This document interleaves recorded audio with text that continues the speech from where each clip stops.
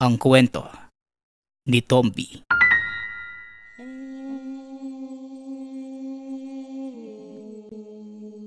Ang kwentong ito ay hango sa totoong buhay. Mula ito sa isa nating tagapakinig. Karanasan ito ni Gregorio. Walang eksaktong taon. Probinsya ng Siquijor. Ang mundo, puno ng hiwaga at misteryo. May mga kakaibang nilalang na nabubuhay kasama ng mga ordinaryo. Ngunit hindi kayang makita ng normal na mga mata ng tao. Isa sa kwentong hindi maaalis sa isipan ng binatang si Gregorio. Ang ibinahaging kwento ng lola. Patungkol sa mga nilalang na minsan itong nakaengkwentro matagal ng panahon ang nakalilipas. Ayon sa lola, bata pa lamang ito noon nang may makilala siyang isang lalaki na nagngangalang Fernando. Ito ay may natatanging kakayahan na makakita ng mga nilalang na hindi nabibilang sa mundo ng mga mortal. Madalas siya nitong isinasama sa mga lugar kung saan may nananahan na mga elemento kagaya ng duwende, engkanto, kapre, tikbalang at iba pang mga nilalang na kahit na anong gawin ng lola ay hindi yon makita. Hindi kagaya ng nasisilayan ng kaibigan nitong si Fernando. Subalit isang pangyayari ang naging dahilan upang mabulag ang dalawang mata ng matanda. Mula ng araw na yon, hindi na muling nagkita pa ang lola ni Gregorio at si Fernando. Bigla na lamang naglaho ang buong pamilya nito sa bayan. At walang sino man ang nakakaalam kung ano ang nangyari sa mga ito. Balik tayo sa kasalukuyan. Tirik na tirik ang araw na mga sandaling yun. Madalang ang ulap na makikita sa kalangitan. Kasalukuyang binabagtas ng magkaibigang sina Gregorio at Gina ang daan papunta sa isang resort. May kalayuan ito sa kinalakhan.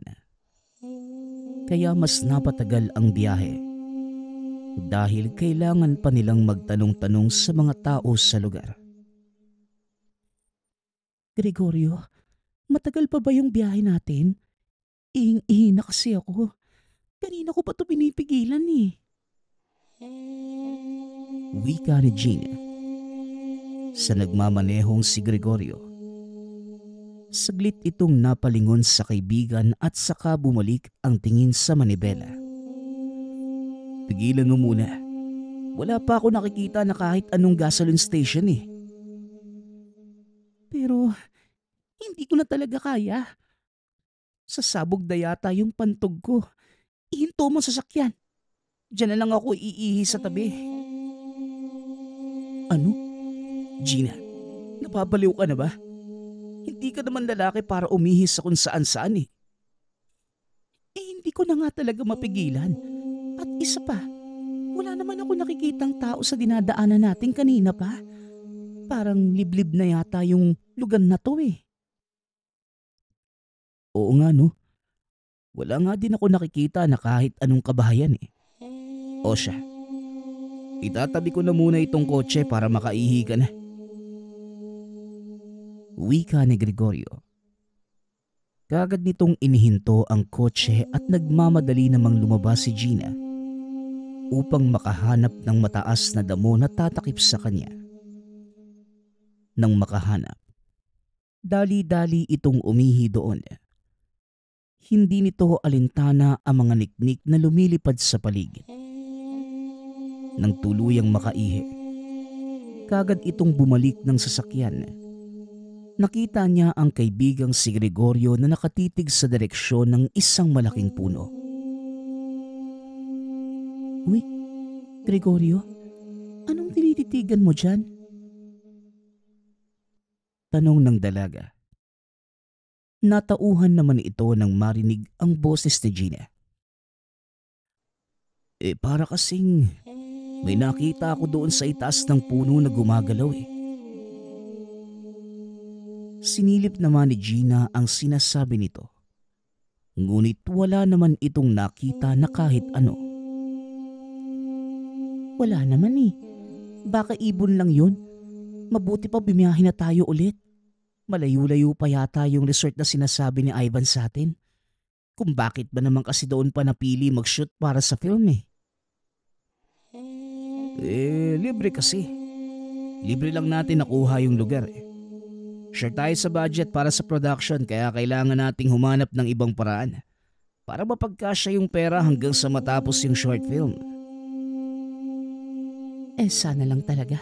Malaki yung kitain ng team natin no? Para hindi ko na po problemahin yung pambayad ko sa renta sa mga susunod na buwan. Hayaan mo, Gina. Nabasa ko naman yung manuscript. Maganda yung kwento. Mukhang papatok naman sa masa. Sana nga.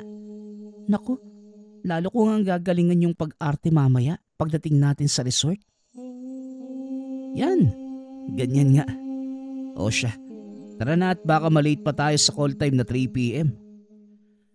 Muling bumiyahe ang magkaibigan papunta sa sinasabing resort. Habang nagmamaneho, hindi maiwasang antukin ni Gregorio. Tinulugan ito ni Gina kaya naman wala itong makausap upang manatiling gising. 2:00 na ng hapon na mga sandaling yun. Madalas itong antukin na mga ganitong oras. Maya-maya pa, hindi namamalayan ng binatang napapikit na pala.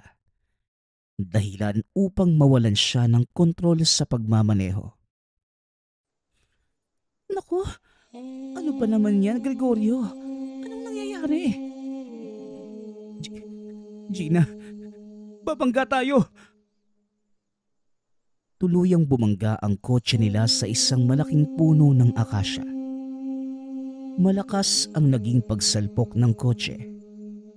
Ngunit laking pasasalamat nila Gregorio at Gina na buhay at konting galos lamang at mga pasa ang natamo nila. Masakit man ang katawan.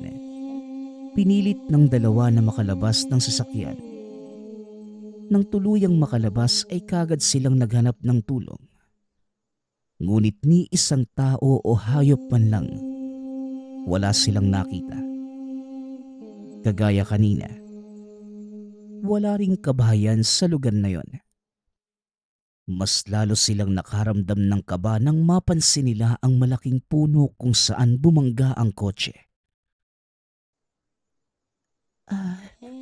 Gregorio, nahihilo lang ba ako o yan din yung puno na nakita natin kanina nung umihi ako? Tanong ni Gina. Napalingon ito sa mataas na damo na tumakip sa kanya habang umiihi at hindi siya maaaring magkamali dahil naroon pa rin ang itinapon na balat ng candy. Gregorio, hindi ako pwedeng magkamali. Yan talaga yung puno kanina. Hindi kaya naligaw na tayo? Muling tinitigan ni Gregorio ang puno at tama ang kaibigan. Ito din yung puno kanina kung saan may nakita ito. Hindi na lamang kinumpirma sa kaibigan na yon nga ang puno para hindi na madagdagan ang takot na nararamdaman. Hindi ko din alam eh. Sinusundan ko lang naman yung mapa kanina. Naku, ano nang gagawin natin, Gregorio? Wala na tayong sasakyan. Wika ni Gina. Naiiyak na lamang ito habang sinusubukang tumawag sa cellphone. Ngunit biglang nawala ng signal sa lugar sa hindi malamang dahilan. Maya-maya pa'y humangin ng malakas at dumampi sa kanilang mga ilong ang isang napakabahong amoy. Gina, Yung ihi mo ba kanina yung naaamoy ko mapanghi ngayon? Ay nako Gregorio, nagbibiro pa sa oras na ganito. Amoy ihi ng kabayo yung amoy ng ihi ko? Pero oo nga no, bakit parang hindi naman amoy ng ihi ng tao yung naaamoy natin? Tanong ni Gina. Iginala ni Gregorio ang paningin hanggang sa mapatitig ito muli sa puno ng akasya. Nawala ang nararamdaman niyang pananakit ng katawan. Napalitan ito ng pangingilabot at pagtaas ng balahibo. Isang itim na figura ang nasa itaas ng puno at tila nakatitig lamang ito sa kanilang dalawa. Gina, kunin mo yung mga gamit natin sa sasakyan. Teka, bakit naman? Huwag mong sabihin maglalakad tayo hanggang resort. Hindi. Hindi tayo maglalakad. Tatakbo tayo. Ano ang Hindi na natapos ni Gina ang sasabihin nang bigla itong hilahin ni Gregorio papunta sa sasakyan. Kinuha nila ang mga importanteng gamit nila, pati na rin ang susi ng kotse. Nagpasya na lamang si Gregorio na balikan na lamang ang sasakyan kapag nakahanap ng tutulong sa kanila. Base sa nakita ni Gregorio, ayaw na niyang magtagal pa sa lugar. Mas lalo lang silang mapapahamak kung doon pa sila maghihintay ng tulong. Bilisan mo, Gina. Dapat makalayo na tayo sa lugar na to. Ano ba, Gregorio? Mas ligtas nga tayo sa kotse. Anong ligtas doon? Ayaw nang umandar ng makina at isa pa. Hindi tayo pwedeng manatili pa roon. Meron nga ako nakita. Ano bang nakita mo? Tao ba? Di sana humingi tayo ng tulong. Naluloka ka na ba? Kung tao yung nakita mo, sa tingin mo tatakbo ko palayo? Kung hindi tao, ano bang nakita mo roon? Tikbalang. Tikbalang yung nakita ko. Kaya huwag ka na munang maraming reklamo at tumakbo ka lang ng mabilis. Pag-uusap ng dalawa. Sa halip na tumakbo ay tumigil sa kalagitnaan ng daan si Gina. Doon ito nagsimulang magubad ng suot nitong damit. Gina, ano ba sa tingin mo yung ginagawa mo? Ngayon ka pa talaga naghubad? Pwede bang sa resort mo na lang gawin yan? Naalala ko lang bigla yung isang scene sa film natin nung nakaraan. Diba? Yung ginawa ng bida doon nung naligaw sila sa gubat. Dahil sa tikbalang nagubad sila ng damit. Kaya nga ito naguhubad ako ngayon. Ay naku, loka ka talaga. Nagubad sila doon. Pero para balik na rin lang yung mga damit nila para hindi maligaw. Utang na loob naman. Suotin mo na yung damit mo. O gusto mo, papaking ka ng mga lamok dyan. Ay, babalik na rin lang pala. Pasensya naman, nataranta lang. Ang sabi mo kasi may tikbalang Isinuot muli ni Gina ang mga damit. Ngunit lingid sa kalaman may mga matang nakamasid sa kanila. Hindi lang isa, hindi lang dalawa, kundi maraming mga mata. Gina, bilisan mo. Lalo nang sumasama ang kutob ko sa lugar na ito. Wika ni Gregorio. Tuluyang nakalayo sa lugar ang dalawa.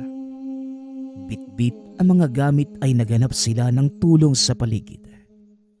Parehas na silang pawisan. Ngunit hindi nila yon inintindi pa dahil 3:00 na ng hapon. Kailangan na nilang makarating sa resort bago kumagat ang dilim. Nang makaramdam ng pagod ay napagkasunduan nila na magpahinga muna. Naupo ang mga ito sa putol na katawan ng isang puno. Habang nagpapahinga, napansin ni Gina ang katabing puno ng makopa. Hitik ang puno sa bunga kaya naman nagpa siya itong kumuha upang kainin. Hoy Gina, huwag kang basta pumitas ng hindi nagpapaalam. Baka magalit sa iyo yung may-ari niyan. Ha? Sino namang magmamay-ari dito sa puno na to? Multo? Mga elemento, Gina. Nasa gitna tayo ng kagubatan. Hindi natin alam kung anong mga nilalang yung kasama natin dito. Ay sus, dalawa lang naman yung kukunin kong bunga. Tig-isa tayo. Nagugutom na rin kasi ako eh. Nakakapagod kayang... Hindi na ituloy ni Gina ang sasabihin. Kagad namang napalingon si Gregorio sa kaibigan. Sa hindi inaasahang pangyayari, aksidente itong nadulas ng lumundag para abutin ang bunga. Sa kanyang pagbagsak, gumulong ito sa pababang lupa at ngayon ay nasa dulo na ng bangin. Mabuti na lamang, nakakapit ito sa isang maliit na ugat ng puno sa gilid. Naku po, Gina! Gregorio, tulungan mo ko. Ayoko pang mamatay. Teka lang, maghanap ako ng pwedeng tali na makakapitan mo. Huwag ka munang gagalaw ha. Dali-dali itong naghanap sa paligid ng maaaring magamit upang matulungan ang kaibigan. Nakita nito ang isang baging na nakapulupot sa puno ng makopa. Hindi makapal ang baging ngunit mukha naman itong matibay. Hinila niya ito hanggang sa makuha ng sapat na haba para umabot kay Gina. Nang tuluyan na niyang mahila ang baging, dali-dali niya itong hinagis sa kaibigan. Kumapit ka sa baging na mabuti. Hihilahin kita pataas. Napaiyak na lamang ang dalaga. Kumapit ito sa baging. Hanggat sa maaari ay iniiwasan itong tumingin sa ibaba para hindi na madagdagan pa ang takot at kabang nararamdaman. Samantala, malapit nang magsugat ang mga kamay ni Gregorio sa paghila sa kaibigan. Nag-iisa lamang ito. Walang katulong sa pagliligtas. Kaya naman buong puwersa niyang hinila ang baging. Subalit kasabay ng paghila nito, ay siya ding pagkabigtas ng hibla ng baging. Sabay na gumulong pababa ng bangin sina Gregorio at Gina. Wala na silang nagawa pa. Sabay na bumagsak ang kanilang mga katawan sa malamig na lupa. Gina! Aray ko! Yung tagiliran ko! Hindi makabangon si Gregorio upang lapitan ang kaibigan na ngayoy duguan dahil sa sugat sa kanang tagiliran. Kinapa niya ang sarili para tignan kung may mga sugat man ito. Mabuti na lamang ay walang nakapa na dugo o sugat man lang. Kung gaano siya kapalad, gano'n naman ang kabaliktaran ng kaibigan na si Gina. Nagtamo ito ng mga galos, sugat sa iba't ibang parte ng katawan, at ang malala ay nabalian pa ito ng braso. Gregorio, gusto ko nang umuwi. Umuwi na tayo. Ayoko na rito. Wika ni Gina habang wala pa rin tigil sa pag-iyak dahil sa sakit at takot na nararamdaman. Kagad namang niyakap ni Gregorio ang kaibigan.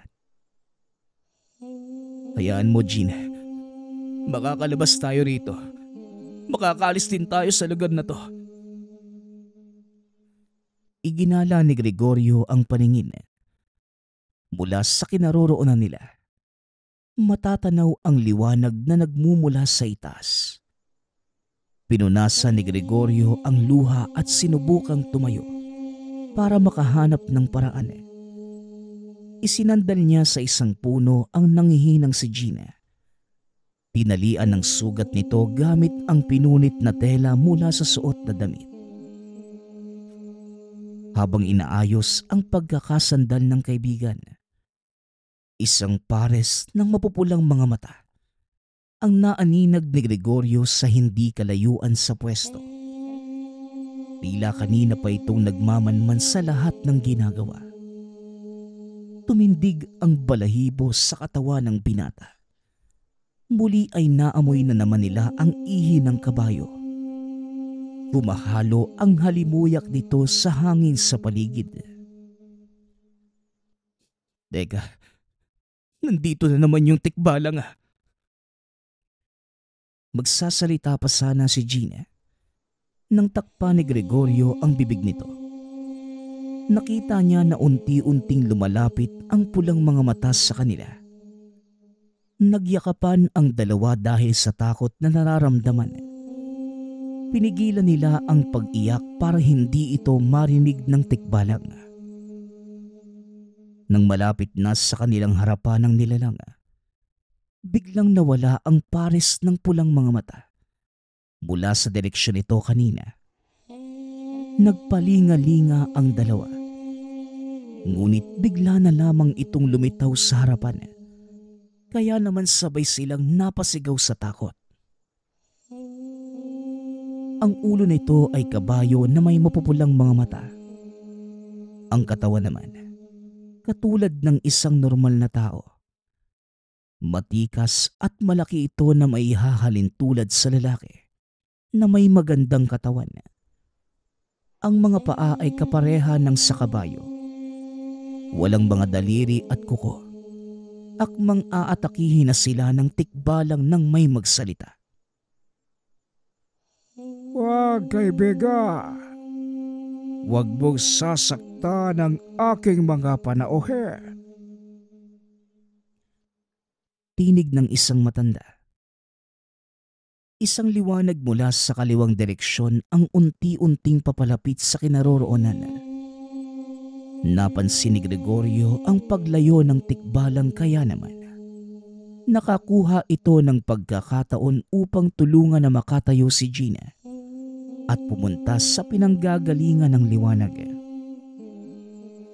Napuno ng mga alitaptap ang lugar nang magpakita ang matandang lalaki. Nakasuot ito ng puting damit at may salakot sa ulo.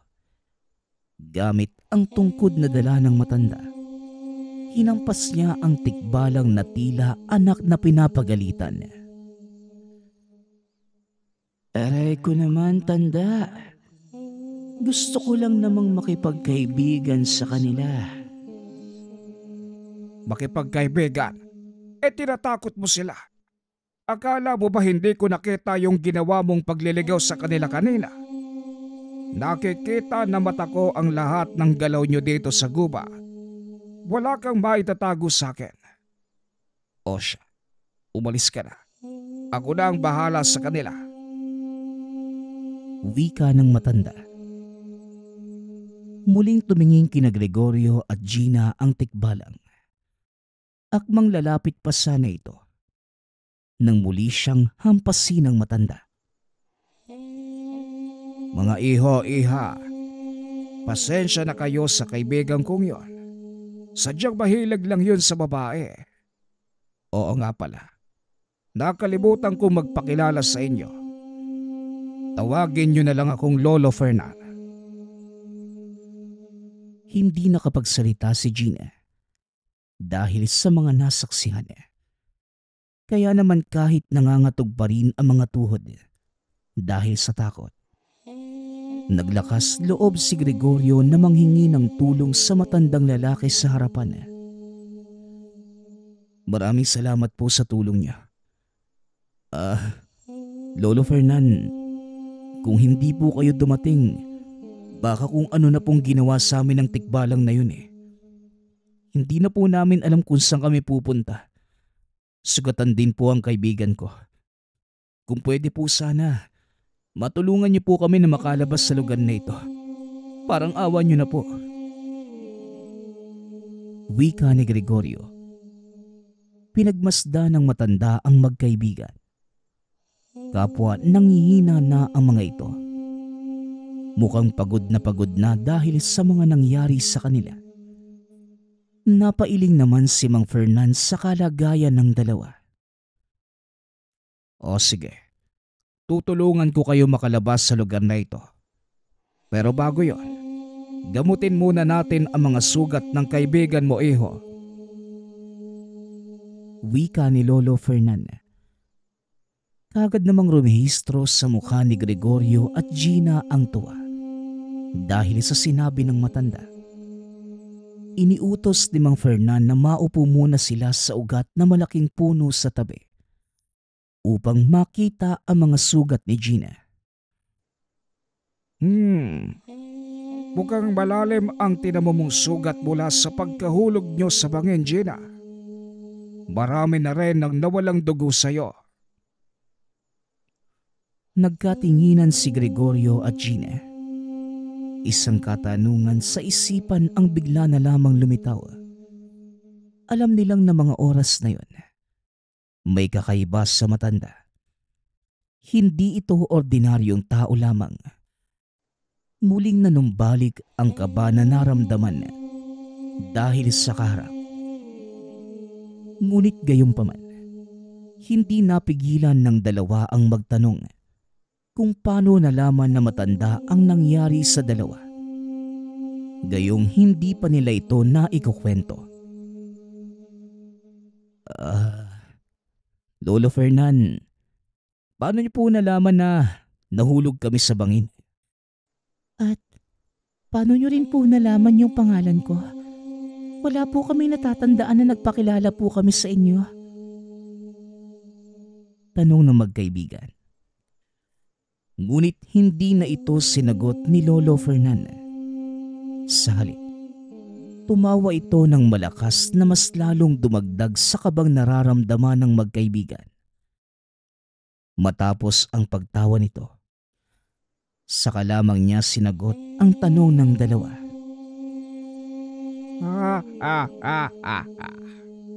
Pasensya na kayo, iho, iha. Nakalimutan kong sabihin sa inyo. Nako ang tagabantay ng kagubatan na kinaroroonan nyo ngayon. Kaya naman nakikita ko ang lahat ng mga nangyayari sa lugar na ito. Nadinig ko rin ang pangalan nyo kanina. Habang nagmamasid ako, kaya naman hindi na kakailanganin na magpakilala pa sa akin. Wika ni Lolo Fernan. Isang alaala ang sumagi sa isipan ni Gregorio. Ito ang kwento ng lola tungkol sa mga tagabantay ng bundok. Hindi niya akalaing totoo pala ang mga ito. At ang isang patunay ay ang matandang lalaking kaharap nila ngayon. Isa kong ermitanyo. At gaya ng sinabi ko kanina, nakikita ko ang lahat ng nangyayari sa kagubatang ito. Hindi ko galing makialam sa mga ginagawa ng mga nilalang sa mga taong napapadpad dito. Pero may isang lambana na lumapit sa akin at sinabing tulungan ko raw kayo dahil gusto kayong kunin ni Siklab. Siklab? Yun po ba yung tikbalang kanina? Oo, siya nga. Siklab ang pangalan niya. Huwag kayong mag-alala dahil isa naman siyang kaibigan. Mabait naman talaga yun eh. Mahilig lang talaga sa magagandang babae. Lalo sa'yo, Gina. Marahil ay naakit sa'yo. Mahaba kasi ang buhok mo. Yon ang gustong gusto na mga nilalang nakagaya ni Siklab. Wika ni Lolo Fernan. Napahawak sa buhok si Gina. Bumulong ito kay Gregorio. Alam mo, kapag nakaalis na tayo sa lugar na to, ipaalala mo sa akin ha. Magpapagupit ako. Huwag mong kalimutang Gregorio ha. Wika ni Gina. Napatango naman si Gregorio bilang pagtugon. Saka bumaling kay Mang Fernan na ngayoy napapalibutan ng mga alitaptap at lambana. Inutusan itong paligiran ang dalawa. Unti-unting naghilom ang mga galos at sugat na natamo ng mga ito. Ngunit ang sugat sa tagiliran ni Gina talagang may kalaliman. Kaya napailing ng wala sa oras ang matanda. Nako, malalim ang isang sugat mo ah. Hindi kakayanin ng aking mga kaibigang lambana ang panggagamot dito. Mas makakabuti siguro kung madadala mo siya sa pinakamalapit na paggamotang Gregorio. Wika ni Mang Fernan. Umayos ito sa pagkakaupo. Ginamit ang tungkod na hawak upang mabilis na makatayo. Inayos ang salakot na suot at saka tumingin ng seryoso sa paligid. Maya-maya pa, sinakop na ng kadiliman ang lugar. Isang hindi maipaliwanag na lamig ang naramdaman nila. Nagsipulasan ang mga lambana at alitaptap, maging ang iba pang mga nilalang sa paligid. Hindi ito maganda. Mabuti pa umalis na kayo rito sa lugar na ito sa lalong madaling panahon. Nabagabag ang isipan ng dalawa sa sinabi ng matanda. Nagmamadali silang tumayo mula sa pagkakaupo sa malaking ugat ng puno. Lolo Fernan, ano po bang nangyayari? Natatakot na ako dito. Umalis na tayo, Gregorio. Mukhang nagalit ang mga nilalang na hindi ko kasundo sa ginawa kong paggamot sa inyo. Ang nais nila, hindi na kayo makalabas pa ng buhay sa kagubatang ito. Akala ko po ba, si Siklab lang yung gustong kumuha sa amin. Ito rin ang akala ko. Pero nakaabang na pala ang ibang nilalang sa inyo. Mukhang tinulungan nila si Siklab nang hindi nito nalalaman. Kaya ganyan na lamang ang natamong sugat ni Gina. Si Gina ang gusto nila, Gregorio. Wika ng matanda. Walang magawa ang dalawa, kundi mapaiyak na lamang dahil sa sitwasyon. Hindi na nito malaman ang mararamdaman. Bagamat naghilom ang ilan sa mga sugat niya, hindi pa rin maialis ang pagod at kawalang pag-asa na nararamdaman. Marami na din kasi ang nawalang dugo sa kanya, kaya naman halos manghina na rin ang katawan. Ano na pong gagawin natin, Tatang? Sumunod kayo sa akin at ilalabas ko kayo rito sa lugar na ito. Tugon ng matanda. Tumitig sa kanila ng malalim. Ipangako niyo sa aking dalawa na sa akin lamang kayo makikinig. Kung maaari, huwag kayong lilingon kapag may narinig kayong tumawag sa pangalan niyo. Kung hindi, hindi na kayo makakabalik pa sa mundo niyo. Oras na lumingon kayo sa mga tawag nila. Babala ni Mang Fernan.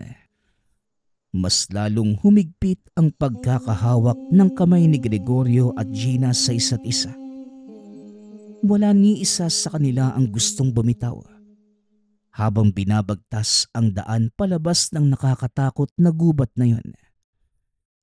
Sa paglipas ng oras na naroon sila, mas lalong dumidilim ang paligid kahit alam nilang hindi pa naman tuluyang nagtatago ang haring araw sa dakong kanluran. Sa kabilang banda naman, nakasunod pa rin ang mga mata sa kanila. Simula pa noong una, si Gina na ang target ni Siklab at ng iba pa. Hindi may tatanggi na may angking ganda si Gina. Makinis ang muka, maputi at balingkinitan. May mahaba itong buhok na umaabot hanggang sa bewang, na siyang gusto ng mga nilalang sa mga babaeng mortal na katulad ni Gina. Bukod dito, Hindi sinasadyang lumabag ng dalaga sa batas ng mga tao at mga elemento. Ito ay ang pag-ihi sa teritoryo at ang pagkuha ng bunga mula sa puno ng hindi man lamang nagpapaalam. Marami itong nagawa na hindi dapat. Kaya naman nagkasundo ang mga nilalang. Naturuan ito ng leksyon bago tuluyang kunin bilang kabayaran sa mga nagawa niya. Hanggang sa hindi nagtagal, nangyari na nga ang sinasabi ng matanda. Nagsimula ng makarinig ng kung ano-anong boses ang dalawang magkaibigan. Mula sa boses na kahali-halina hanggang sa nakakatakot na boses ng mga nilalang. Gina, sumama ka sa amin. Maraming masasarap na pagkain sa tahanan namin. Hindi ka magugutom doon. Halika, Gina! Halika, Gina. Marami ang nadidinig ng dalaga. Pinipilit niyang hindi lumingon. Kahit tila boses na ng mga mahal sa buhay ang ginagaya ng mga ito. Subalit ng isang boses ang nakapukaw ng kanyang atensyon at damdamin. Hindi na napigilan pa nito ang sarili. Gina anak, ako ito, ang mama mo. Nandito na ako. Hindi na kita iiwan kaya sumama ka na sa akin. Wika ng nilalang. Hindi na napigilan ni Gina ang sarili. Dali-dali itong napalingon sa pinanggagalingan ng boses ng ina na matagal nang namayapa. Noon pa man ay sabik na ito sa aruga ng isang ina. Dahil 5 taong gulang pa lamang si Gina nang mamatay ang ina sa sakit na kanser. Kasabay ng paglingon ni Gina, ang syaring paglabas sa dilim ng isang itim na kamay na may mahabang kuko upang kunin ang dalaga. Gina! Sigaw ni Gregorio habang mahigpit pang hawak ang kamay ng dalaga. Habang ang kalahati ng katawan nito nilalamon na ng kadiliman. Alam niyang hindi siya maaaring lumingon. Kaya ang tanging magagawa niya ng mga sandaling yun ay hawakan na mahigpit ang kamay ng kaibigan.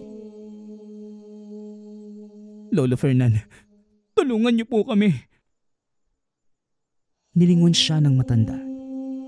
Napailing na lamang ito sa kawalan.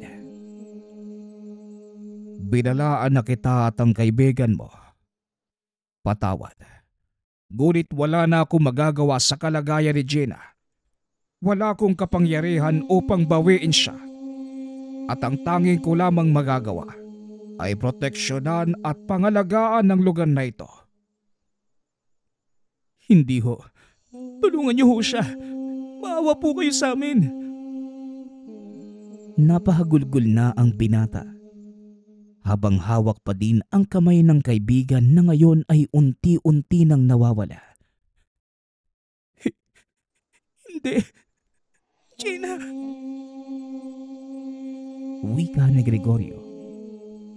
Nang tuluyan ng hindi madama ng binata ang mga kamay nito. Napaluhod na lamang si Gregorio. Wala man lamang itong nagawa para sa kaibigan. Patawad, Gregorio. Ang mga nilalang na kumuha kay Gina, naiiba sa kagaya ni Siklaba. Ang mga kagaya nila ay hindi ko kayang kalabanin. Alam kong nasasaktan ka pa sa mga pangyayari. Ngunit isipin mo ang sarili mo, Gregorio. Kailangan mo nang makalabas sa lugar na ito. Dahil hindi ligtas dito. Wika ni Lolo Fernan. Napakuyom ang kamao ni Gregorio at matapang itong tumayo. Pinunasan ang mga luhang naglalandas sa kanyang mga pisngi. Kahit nasasakta ng mga sandaling yun, isinentabi niya muna ito upang maisalba ang sarili sa nagbabadyang panganib sa kanyang buhay. Tama po kayo, Lolo Fernan. Kailangan ko pa pong mabuhay. Muli niyo pong ituro sa akin ang daan. Wika ni Gregorio. Tumango na lamang si Mang Fernan at hindi na nagsalita pa. Gustuhin mang lingunin ni Gregorio ang lugar kung saan nawala ang kaibigan. Hindi nito magagawa. Bumulong na lamang siya mula sa kawalan, kasabay ng muling pagtulo ng luha. Paalam, Gina. Hindi kita malilimutan. Wika ni Gregorio. Ilang minuto pa ay may naaninag itong liwanag mula sa dulo ng daan. Indikasyon na malapit na siyang makalabas sa lugar. Hindi mapigilan ng binata na makaramdam ng tuwa dahil sa nakita.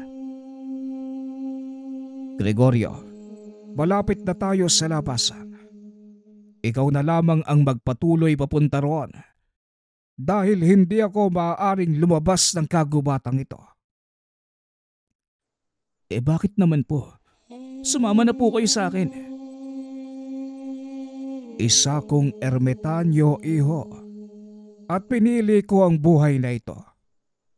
Ang pangalagaan ng kagubatang ito ang una kong misyon sa mundo. At isa pa, bulag na ako. Hindi na uubra ang mga mata ko sa mundo nyo. Ha? Bulag po kayo? Pero paano po kayo nakakakita na parang normal? Naituro nyo pa nga po sa akin yung daan eh. Bulag ako sa mundo lamang ng mga tao.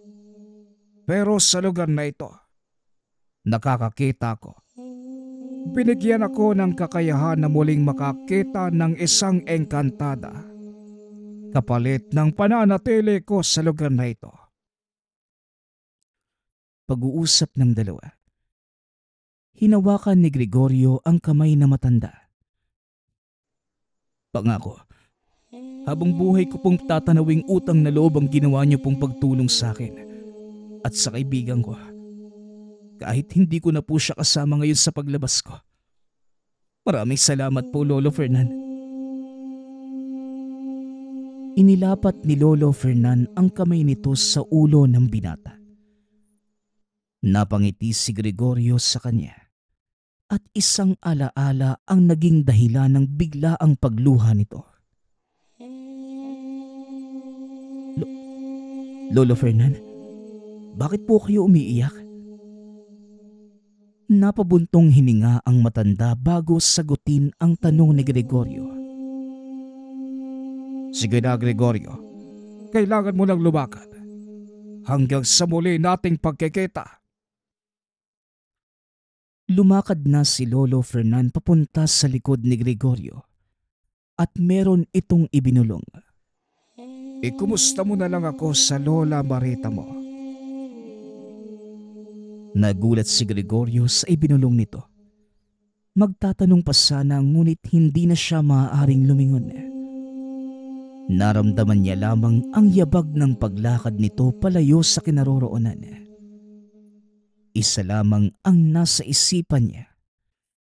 Marahil si Lolo Fernan at ang Fernandong kaibigan ni Lola Marita ay iisa. Sumilay sa labi ng binata ang saya nang tuluyan itong marating ang dulo ng labasan. Sa kanyang paglabas, hindi na siya muling lumingon pa. Hindi na. Mapait man na trahedya ang nangyari sa kanya. Pinilit niyang magpakatatag para sa sarili. Ilang araw ang lumipas matapos yon. Sinubukan pa nilang hanapin ang kaibigan ngunit hindi na ito natagpuan. Maging ang sasakyan na ginamit ni isang bakas ay wala nang nakita. Alaman ni Gregorio na hindi na ito matatagpuan. Ngunit hindi ito nagsisisi at minabuti pa ring subukan. Nagpapasalamat nga pala ako sa lahat ng sumusuporta sa ating channel. Nawa ay patuloy niyong suportahan at pakinggan ang ating mga kwento. Hanggang sa muling pakikinig, Paalam.